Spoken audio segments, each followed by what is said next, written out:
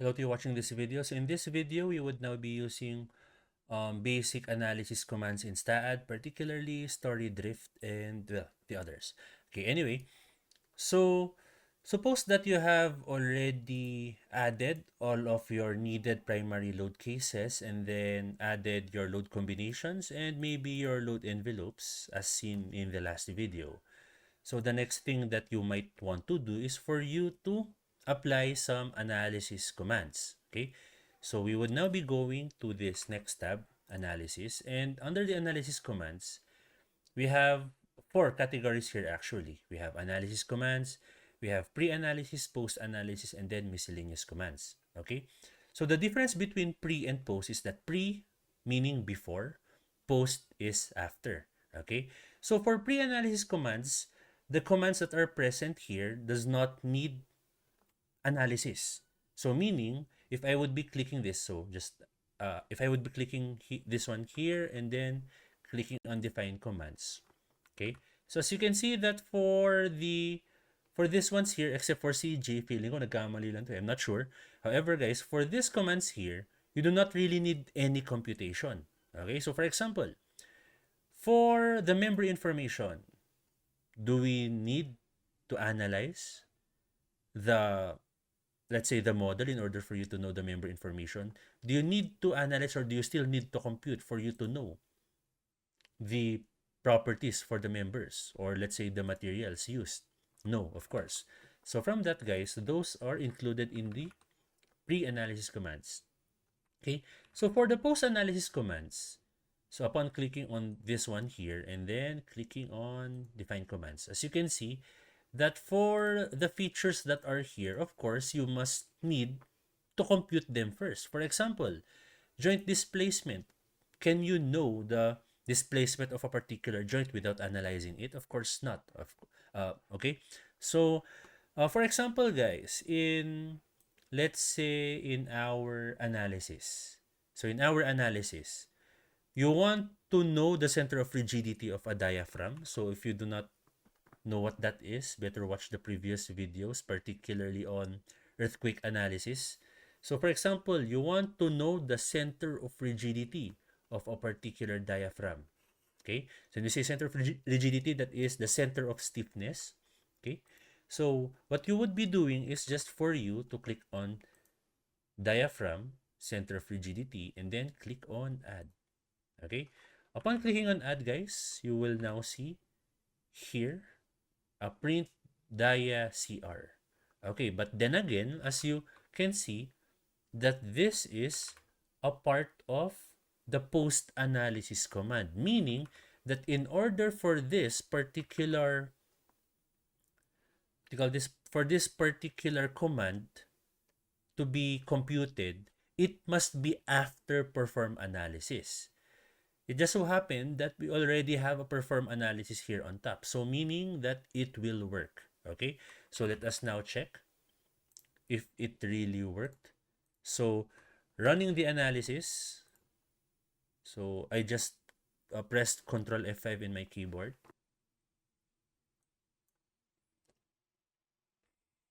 Okay, so as you can see, I do not have errors nor warnings. So let us go to the output file, click on done.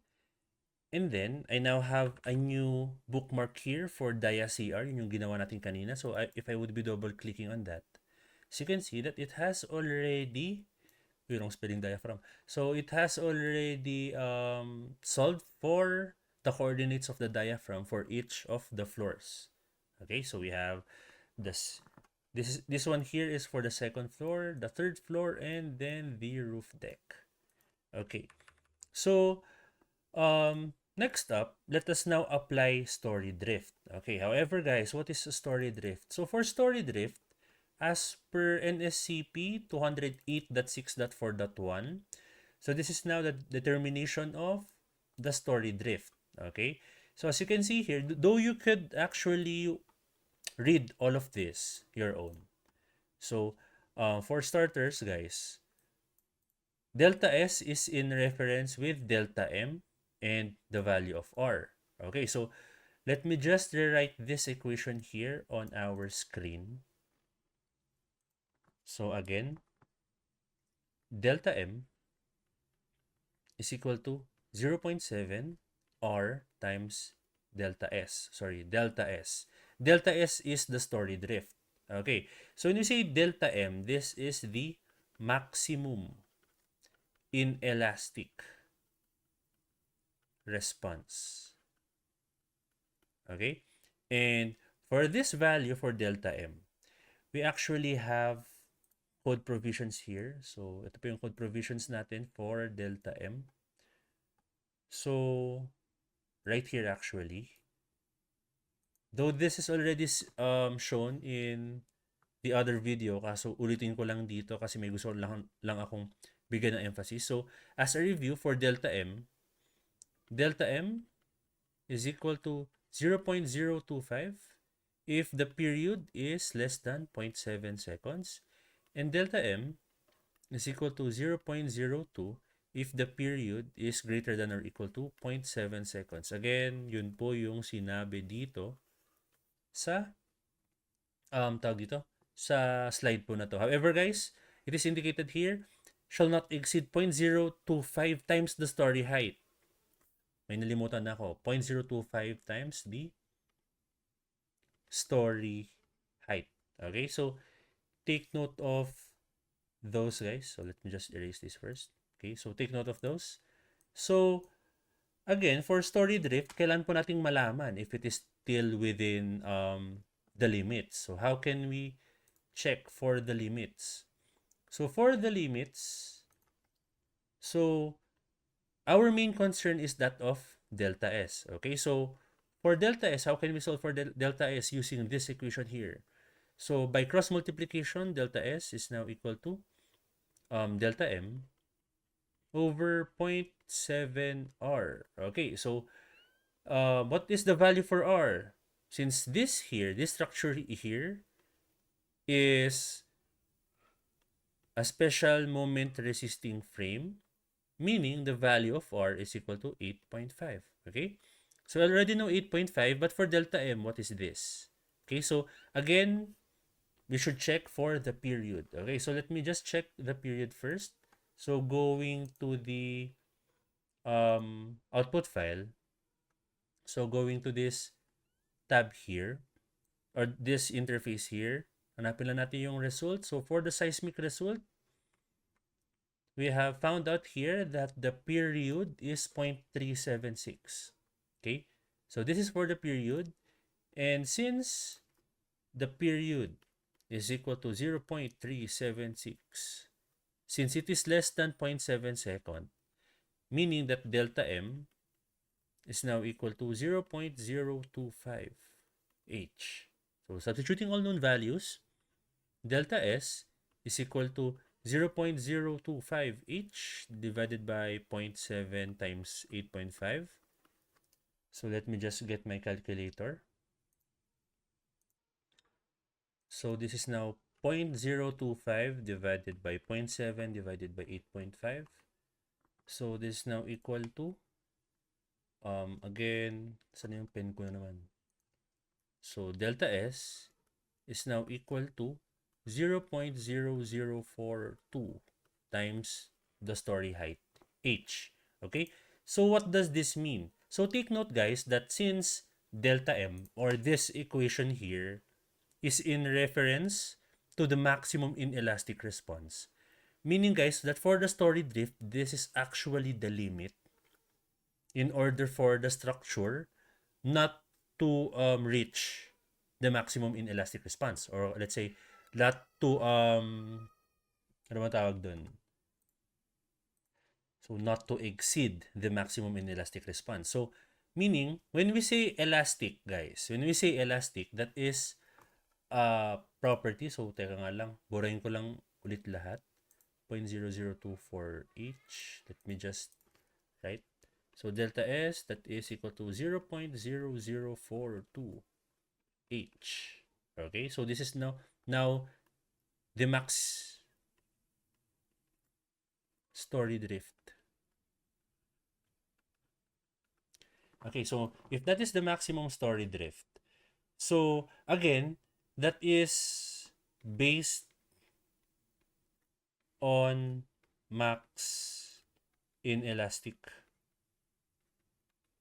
response. So what that means is that, so when we say elastic, guys, which is the opposite of inelastic, if you would be applying a certain load onto a structure, for example, that this here is a column, if you would be, let's say that this is the ground, if you would be applying a certain force here, the tendency of this structure is that it would bend towards this direction. Okay? So, if it still follows elastic behavior, its tendency is that it would go back to its original configuration. Okay? So, at the end of the day, after applying the load, it should be straight still. However, guys, if it now exceeds its inelastic response, suppose that you will be applying a certain load, then again, it exceeds. So, baka ganito na siya. And if, for example, that it has exceeded this story drift, then meaning that the building might have experienced inelastic behavior already. Baka permanent na po siyang ganyan. Just like a rubber band. Let's say that if you have a rubber band, if you would be stretching this, of course, it would be elongated. However, if it is still under elastic capabilities, its tendency is that it would go back to its original shape. However, guys, if you would be stretching it strongly to the point that after stretching, guys, it did not go back to this original shape, kunwari ganito na siya permanently, then meaning that it is not elastic any longer, meaning inelastic.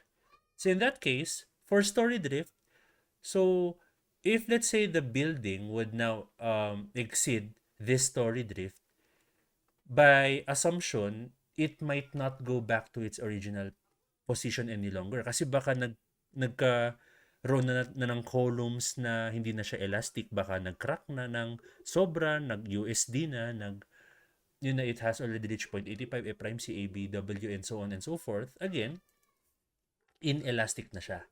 That's the main point po. Okay?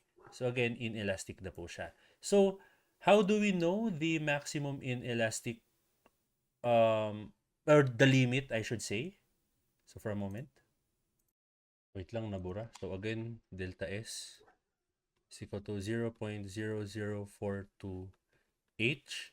So again, guys, how do we know the limit? Let us just multiply the height. Okay, so as you know that if let's say that this building here would sway, kunwari mag-sway po siya, let me just go to the front view.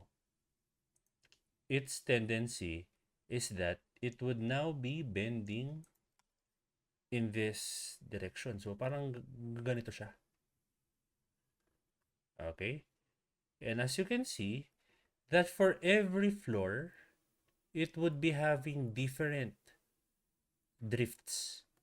Okay? So thus, delta S is equal to 0.0042 times height. So it is now dependent upon the height.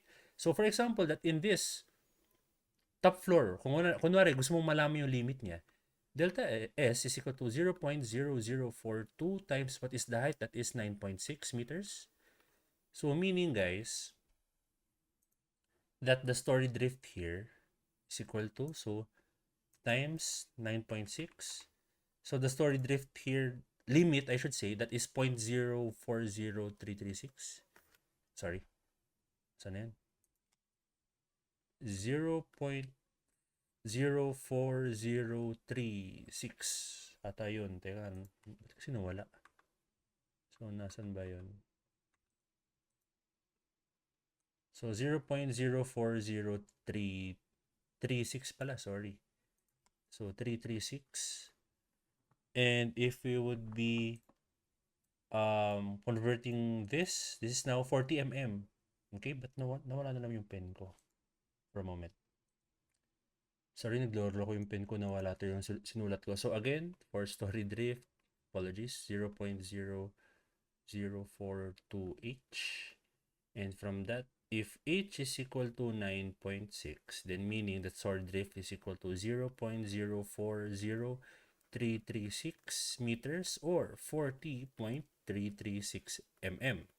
Okay? So meaning that whatever this displacement is, it must not exceed 40 mm, and it is assumed that, for example, if yung deflection niya doon is 45 mm, then meaning, guys, bagsak na siya. It has exceeded this limit. Okay?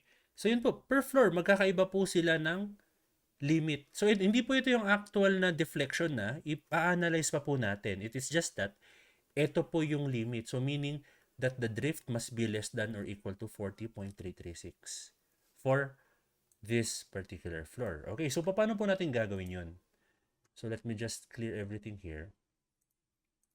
So instead of us checking one by one, pwede na po natin ipa-automate kay STAAD. How? We would just be going to, again, the analysis tab.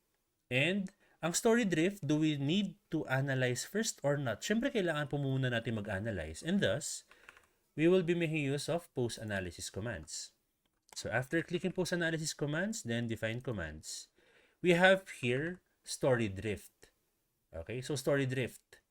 So may story drift tayo dyan, kaso lang guys, hindi ko po muna ilalagay dyan.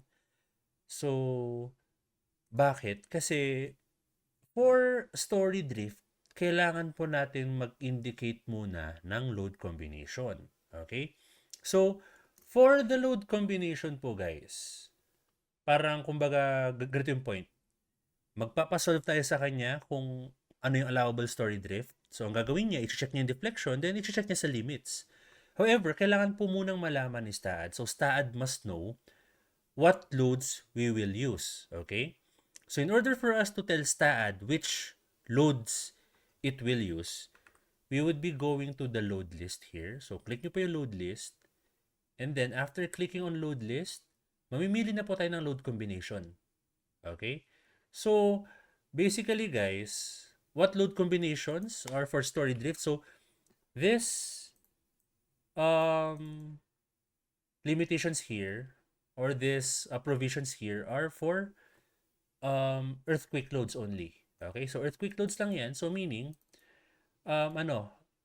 mamimili po tayo ng load combination for earthquake loads or na merong earthquake. So, dito mamili tayo. So, basically, we will be choosing. Oh, by the way, guys, LRFD yung gamitin natin for our case right now, no? So, piliin natin yung mula 112 up until 119. Tapos, 124 up until 131. Okay. So, memorize ko na 112, 119. Tapos 124. Okay, so load list. Again, click nyo load list. Tapos saan na yun? 112 up until malimutan ko agad. Dito ko na nga lang ilagay. So 112 hanggang 119. Okay. So 112 up until 119, lagay natin yan. And also 124 up until 131. So, basically, if this is your load list, for the next commands, itong load combination lang po na ito yung gagamitin niya. Okay, so, click on OK. Then, yes. And as you can see here, guys, meron na pong load list na nasa dulo. So, meron na pong load list. Okay, nandito. Then, ngayon, maglalagay na po tayo ng story drift check. So, just click on post-analysis commands, click on define commands, and then story drift. So, ano po yung factor? So, if you are thinking na ilalagay natin dito yung 40.33 mm, hindi po yun. So, if you can remember from earlier that the solved value for delta S is equal to 0.0042H. So, ito po actually yung gagamitin natin. So, as you can see, the value for delta S varies depending upon the height. And as you know that our building is multi-story, so meaning magkakaibang height po yung i-check niya. So ang gagawin po ni STAAD, tatanong na lang po niya yung factor sa'yo, which is 0.0042, and i-multiply na lang po niya per height, then i-check niya individually. Okay, so I would now be clicking on add here, 0.0042, so it will be up to him. It pala.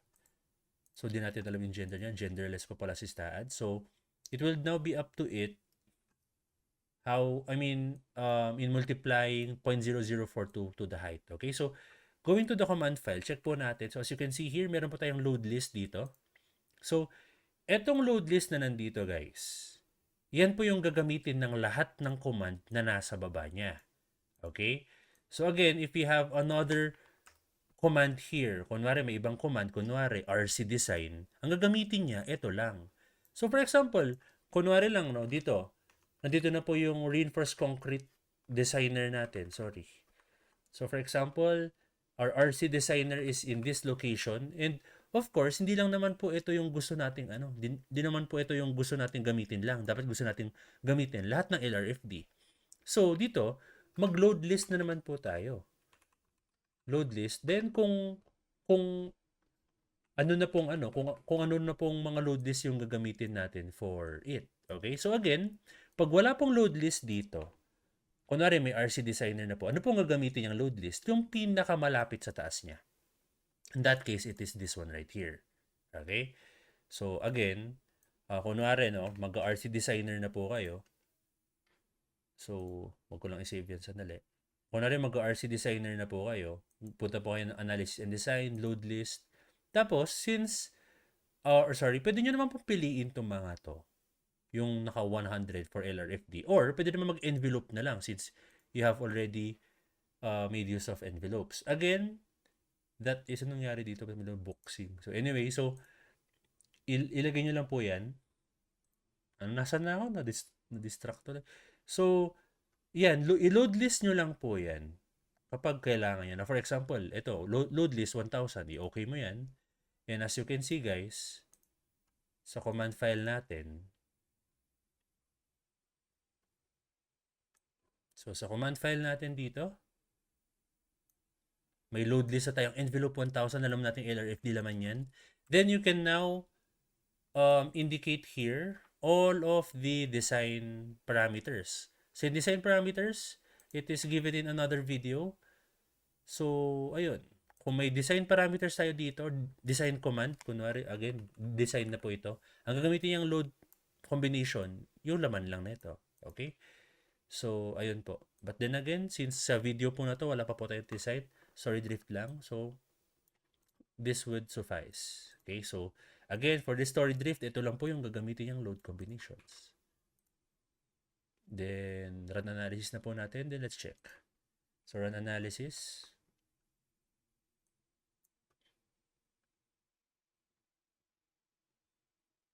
So, I will be clicking on view output file. Check po natin ngayon. So, I would now be clicking this one here for story drift. Meron na pong story drift dito. And then, basically, ito na po yung result. Okay? So, as you can see here, guys, under the load, yung ginamit lang po yung mga load combination, puro yung mga pinili ko lang sa load list, 112 hanggang 119, 124 hanggang 131. Then, i-check nyo lang po lahat ng deflection and i-check nyo if pasok sa limit. Okay? So, ito puro pass. Yun. Sabihin niya kung may nag-fail. If meron po nag-fail, if suppose that one of them has failed, what you would be doing is that you will be modifying the structure in order for it to resist deformation. It is either you will be increasing the size of the columns, let's say changing the support conditions, adding columns, or maybe adding shear walls or bracing. Okay? So, yun lang po, guys. Yun, sasabihin niyo po pag puro pass or pag merong fail. And as you can see here, guys, that the allowable drift here is L over 238. Ano po yung L over 238? So, let me just get my calculator once again. Ano po yung L over 238? So, ang L over 238, 1 over 238. That is basically 0.0042. So, basically, ito lang po siya itong nasa tabi pong to. So, yan po. Ginawa niya lang pong fraction form. So, thus, yan yung allowable drift. Again, that is how you would be making use of story drift. So, there.